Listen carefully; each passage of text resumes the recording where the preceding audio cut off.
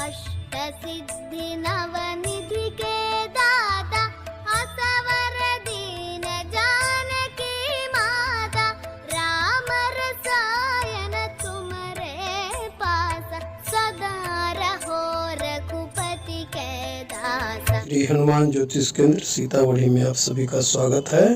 मेरे संस्थान का आगामी वीडियो प्राप्त करने के लिए कृपया इसे सब्सक्राइब लाइक करते हुए बेल की घंटी बजा दीजिएगा। आज के वीडियो में मैं विद्यार्थियों के लिए यह विषय लेकर आया हूं, विद्या योग। आज विद्या योग के बारे में मैं आपसे बात करूंगा। देखिए, कई माता पिता अपने बच्चे की कुंडली बनवाने आते हैं और कहते हैं कि मेरे संतान को पढ़ने में बिल्कुल मन नहीं लगता है, परेशान हो गुरुजी, इसके कुंडली में देखिए क्या बात है। तो खासकर इस विद्या योग में मैं यह बताने की चेष्टा कर रहा हूं कि कौन से छात्र खूब पढ़ते हैं। मैं इस टॉपिक पर 4 वीडियो लेके आ रहा हूं। कहने का आशय यह है कि मेरा पहला वीडियो यह है, दूसरा वीडियो है कि आप परीक्षा में फेल होंगे या पास होंगे, तीसरा है कि बहुत सारे अधिकांश छात्र आजकल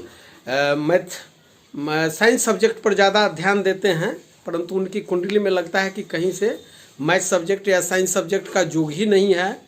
उसके क्या उपाय हैं, इन सारे तथ्यों पर मैं लेकर आ रहा हूँ। खासकर तो इस विद्या योग में मैं बताऊंगा कि कौन से छात्र खूब पढ़ते हैं, बिना माता पिता के कुछ कहे ही अपने आप पढ़ते हैं, आगे बढ़ते हैं, और कौन से छात्र ऐसे होते हैं जिनके माता पिता पढ़ने के लिए काफ़ी कुछ कहते हैं, दबाव देते हैं, बच्चों को मार पीट तक करते हैं, लेकिन उन बच्चों को पढ़ने में बिल्कुल मन नहीं लगता है। माता पिता के डर से ट्यूशन या स्कूल में ज़बरदस्ती पढ़ते हैं, परंतु पढ़ते हैं लेकिन सब कुछ भूलते जाते हैं, स्मरण शक्ति उनका तीव्र नहीं होता।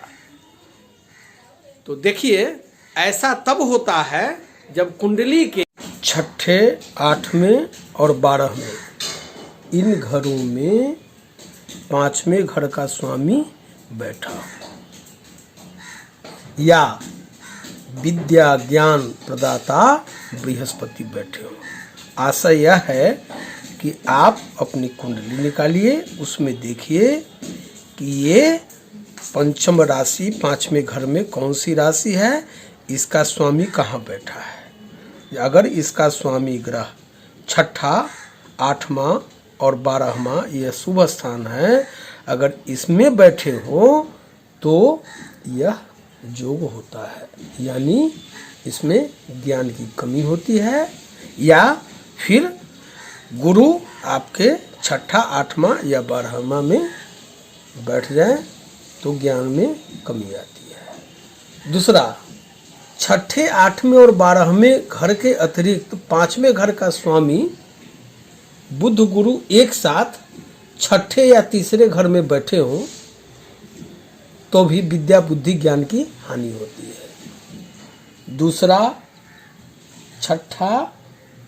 8वां और ये 12वें घर के अतिरिक्त अगर 5वें घर का स्वामी यहाँ का या बुध गुरु एक साथ 6ठे या तीसरे घर यहाँ बैठे हों तो भी विद्या बुद्धि और ज्ञान की हानि होती है, चूँकि ये घर अशुभ घर होते हैं। और यदि यही ग्रह यानी ये पंचमेश, इस घर का मालिक या ज्ञान प्रदाता, ज्ञानदायक ग्रह, बुद्धिदायक ग्रह गुरु बुध अपने घर में धनु में और मीन में बैठे हों, या यहाँ का जो राशि स्वामी है वो अपने घर में बैठे हों, या केंद्र ये पहला, चौथा, 7वां और 10वां केंद्र स्थान है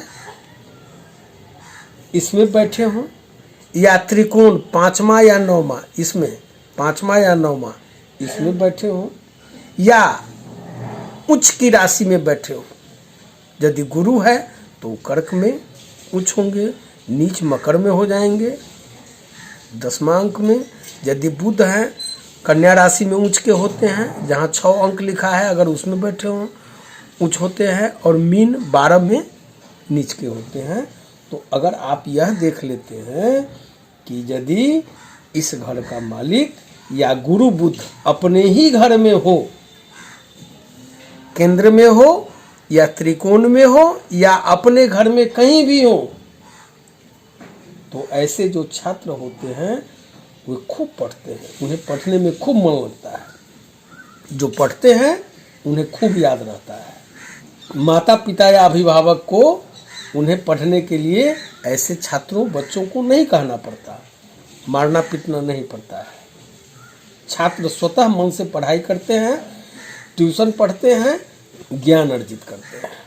अब है कि चौथे घर का स्वामी, ये चौथा घर, यहाँ का स्वामी अगर उच्च का हो, जो भी ग्रह हो अगर अपनी राशि में उच्च के हो और या केंद्र में हो या पूरी कुंडली में गुरु कहीं भी कर्क राशि में बैठे हों या 9 या धनु अथवा मीन गुरु में बैठे हों या फिर बुध कन्या राशि में बैठे हों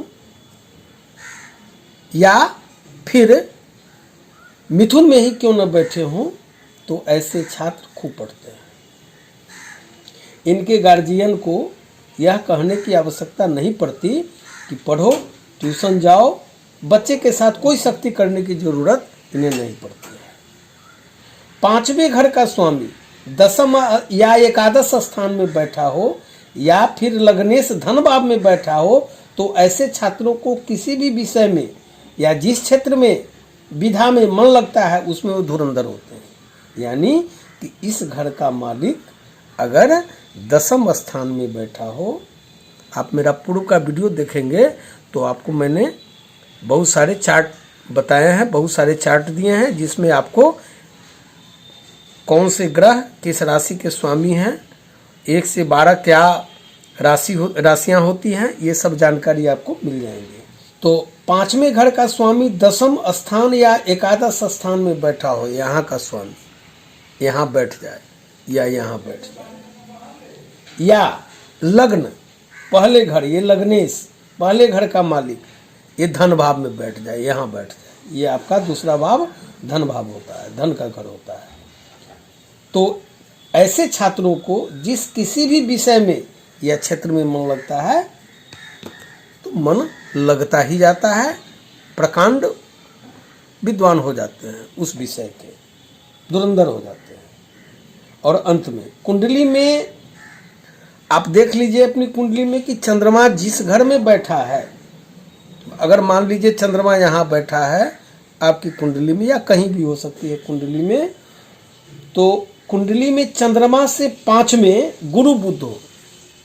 एक मैं बहुत ही विशिष्ट जोग बता रहा हूँ कुंडली का कि चंद्रमा आपके जिस घर में हो वहाँ से आप देख लें गुरु बुध 5वें घर में हो। जैसे यहाँ चंद्र है तो 1 2 3 4 5, अब मान लीजिए इसमें गुरु बैठ गए और बुध बैठ गए, बहुत विशिष्ट योग है।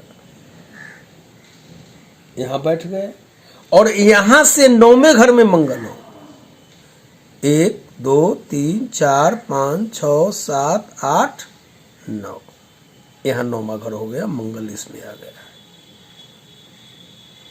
ऐसे जो छात्र मंगल 9वां 5वां में भी बैठेंगे, यहाँ से 1 2 3 4 5, यहाँ मंगल यहाँ बैठ गए, मंगल 5वां में बैठे हों या 9वां में बैठे हों, तो भी ऐसे छात्र महानतम विद्या प्राप्त करते हैं और अपने माता पिता का नाम रोशन करते हैं। इसको फिर आप समझिए कि चंद्रमा कुंडली के जिस घर में बैठा हो वहां से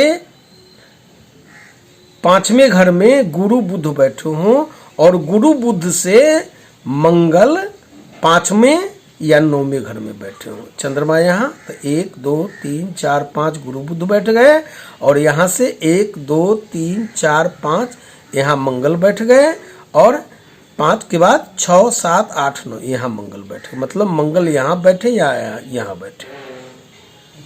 तो ऐसे छात्रों को कहा जाए कि इनके माता पिता को इन्हें न पढ़ने के लिए कहना पड़ता है, बल्कि ऐसे छात्र की पढ़ाई देखकर माता पिता ही अचंभित रहते हैं कि कहीं ज़्यादा पढ़ने के चक्कर में बच्चे का स्वास्थ्य न खराब हो जाए।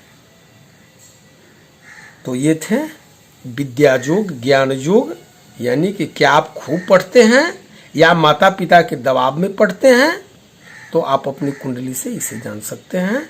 धन्यवाद। अब मेरा दूसरा वीडियो आ रहा है कि आपको किस विषय में मन लगता है। आप साइंस सब्जेक्ट के तरफ हैं, ज़्यादा अभिरुचि है, या फिर अन्य विषयों की ओर। धन्यवाद। मेरा आगामी वीडियो प्राप्त करने के लिए सब्सक्राइब, लाइक करते हुए बेल की घंटी बजा दीजिएगा।